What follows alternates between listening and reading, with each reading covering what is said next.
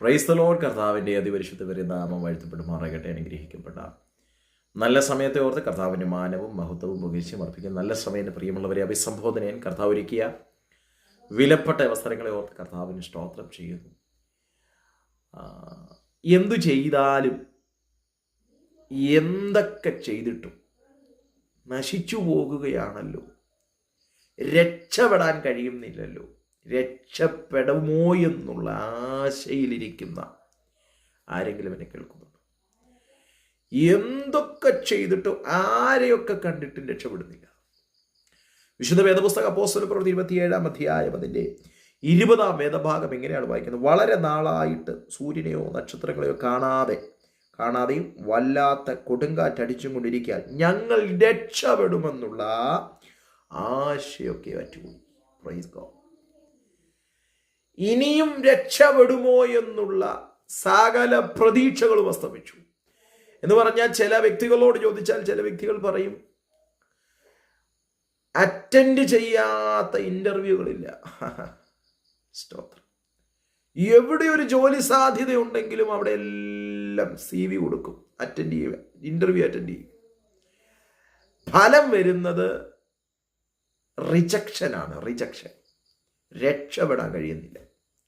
ഒത്തിരി സ്വപ്നങ്ങളുമായി ഇറങ്ങിത്തിരിച്ച അനേകരുണ്ട്. ഒത്തിരി സ്വപ്നങ്ങളുമായി പഠിച്ചിറങ്ങിയ അനേക സുഹൃത്തുക്കളുണ്ട്, സ്നേഹിതന്മാരുണ്ട്. എന്ന് പറഞ്ഞാൽ പഠിക്കുമ്പോഴുള്ള പ്രതീക്ഷയും പഠിച്ച് പരീക്ഷ എഴുതി റിസൾട്ട് വരുമ്പോഴുള്ള പ്രതീക്ഷയും പ്രത്യാശയും ഒക്കെ നഷ്ടപ്പെട്ട് കാര്യം അലഞ്ഞു വല്ലാതെ കഷ്ടപ്പെട്ടുകൊണ്ടിരിക്കുക. രക്ഷപ്പെടുമോ എന്നുള്ള ആശയൊക്കെയോ അറ്റു. ഹല്ലേലൂയ. ചില വ്യക്തികളോട് ചോദിച്ചാൽ അവർ പറയും, ഞങ്ങൾ ഇനിയും എത്ര കമ്പനികൾ കയറി നടത്തില്ല, ഇനി ഞങ്ങൾ രക്ഷപ്പെടുമോ എന്നില്ല. ഞങ്ങളോടുള്ള ബന്ധത്തിൽ മാതാപിതാക്കൾക്ക് പ്രതീക്ഷ പോയി. എന്തിനേറെ പറയണം, ഞങ്ങളോടുള്ള ബന്ധത്തിൽ ഞങ്ങളുടെ പ്രതീക്ഷ പോലും അസ്തമിച്ചു പോയി. അങ്ങനെ ആയിരിക്കുന്ന അനേകരുണ്ട്. പക്ഷെ ഇന്ന് രാത്രി പരിശുദ്ധാത്മാവ് ഈ വചനത്തിലൂടെ ഓർമ്മിപ്പിക്കുന്നു, രക്ഷപ്പെടുമോ എന്നുള്ള ആശയൊക്കെ അറ്റുപോയിരിക്കുന്ന സാഹചര്യത്തിലൂടെ കടന്നു പോകുന്നെങ്കിൽ അതേ സർവശക്തനായ ദൈവം നിങ്ങൾക്ക് വേണ്ടി ഇറങ്ങി വരുന്നൊരു സമയമുണ്ട്. ഇവിടെ പൗലോസും കൂട്ടരും യാത്ര ചെയ്യുന്ന കപ്പൽ ഛേദിക്കപ്പെട്ടു. മന്ദമാരുതനടിച്ചു, കൊടുങ്കാറ്റടിച്ചു, ഈശാനമൂലനടിച്ചു, വളരെ ശക്തിയോടെയുള്ള കൊടുങ്കാറ്റടിച്ചു, കപ്പൽ തകർന്ന സാഹചര്യം വരുന്നു. അവരുടെ ചരക്കു വസ്തുക്കൾ മുഴുവനും കടലിലേക്ക് എടുത്തെറിഞ്ഞു. വളരെ പ്രതീക്ഷയോടെ കയറ്റിയ അനേക വസ്തുക്കളും പോയി. ജീവന് തന്നെ ഹാനി വരുന്ന നിലയിൽ പ്രതിസന്ധികൾ ആഞ്ഞടിക്കുന്നു. അവിടെ വായിക്കുന്ന, വളരെ നാളായിട്ട് സൂര്യനെയോ ചന്ദ്രനെയോ കാണാതെയും അവർ തന്നെത്താൻ പറയുകയാണ്, ഞങ്ങൾ രക്ഷപ്പെടുമോ എന്നുള്ള ആശയൊക്കെ മറ്റു. എൻ്റെ ചിന്തയിൽ പറഞ്ഞാൽ, യാത്ര തുടങ്ങുന്നതിന് മുമ്പേ വീട്ടിൽ ഇൻഫോം ചെയ്തു, ഞങ്ങൾ ഇന്ന സമയത്ത് എത്തും, ഞങ്ങൾ ഇന്നത് വഴി വരികയാണ് എന്ന് പറഞ്ഞവരുടെ ആശ മറ്റുപോയി. ഇനി അവരെ ചെന്ന് കാണാമെന്നോ അവരുടെ അടുക്കൽ ചെല്ലാമെന്നോ ഉള്ള ഒരു ആശയില്ലാത്ത ഒരു യാത്ര. Praise the Lord. അങ്ങനെ ഒരു യാത്രയിലാണോ, ഈശാനമൂലൻ അടിച്ച് തകർന്ന് മുൻപോട്ട് പോകാൻ കഴിയാത്ത സാഹചര്യങ്ങളിലാണോ ഇന്ന് രാത്രി ഈ സന്ദേശം കേട്ടുകൊണ്ടിരിക്കുന്നത്? ദൈവത്തിന്റെ പരിശുദ്ധാത്മ പറയുന്നു, സൂര്യൻ കാണത്തില്ലായിരിക്കാം, ചന്ദ്രൻ കാണത്തില്ലായിരിക്കാം, നിലാവെളിച്ചം കണ്ടെന്നില്ലായിരിക്കാം, വെളിച്ചവും ഒന്നുമില്ലാത്ത കൂരിരുട്ടിന്റെ നടുവിലൂടെ ആയിരിക്കാം യാത്ര ചെയ്യുന്നാൽ നീതി സൂര്യനായ സർവശക്തനായ നാഥൻ നമുക്ക് വേണ്ടി ഇറങ്ങി വരുന്ന അസാധാരണമായ സമയം വെളിപ്പെടാൻ പോകുകയാണ്. Praise God. ആരും ഇറങ്ങി വന്നില്ലേലും നമുക്ക് വേണ്ടി ഇറങ്ങി വരുന്നൊരു ദൈവത്തിന്റെ കരമുണ്ട്. പൗലോസിനോട് ദൈവത്തിന്റെ ആത്മാവ് പറയുകയാണ്, പൗലോസേ, നിന്റെ കൂടെയുള്ള ഒരാൾക്കും മാത്രമല്ല നിനക്കും ജീവന് ഹാനി വരാൻ അനുവദിക്കാത്തൊരു ദൈവത്തിന്റെ കരമുണ്ട്. ഇന്ന് രാത്രിയിൽ ഈ സന്ദേശം കേട്ടുകൊണ്ടിരിക്കുമ്പോൾ രക്ഷപ്പെടുമോ എന്നുള്ള സകല ആശയും അറ്റുപോയി, സകല പ്രതീക്ഷകളും അസ്തമിച്ചു പോയി, ഒരു ചോദ്യചിഹ്നത്തിന്റെ മുൻപിലായി നിൽക്കുന്നെങ്കിൽ താങ്കളോട് ദൈവത്തിന്റെ ആത്മാവ് പറയുന്നു, സ്തോത്രം, മുകളിലേക്ക് നോക്കി, തമ്പുരാന്റെ മുഖത്തേക്ക് നോക്കി അപ്പ എന്ന് വിളിക്കാൻ, എനിക്ക് വേണ്ടി ദൈവപ്രവൃത്തി വെളിപ്പെടുത്തണമെന്ന് പറയാൻ ആര് ഒരുങ്ങുന്നു? നിങ്ങൾക്ക് വേണ്ടി ദൈവത്തിന്റെ പ്രവൃത്തി ചലിക്കും. പുറപ്പാട് പുസ്തകം 14 അധ്യായം പഠിക്കുമ്പോൾ ഇസ്രായേൽ മക്കൾ, മോശ എല്ലാവരും ചെങ്കടലിന്റെ മുൻപിൽ വന്ന് നിൽക്കുകയാണ്.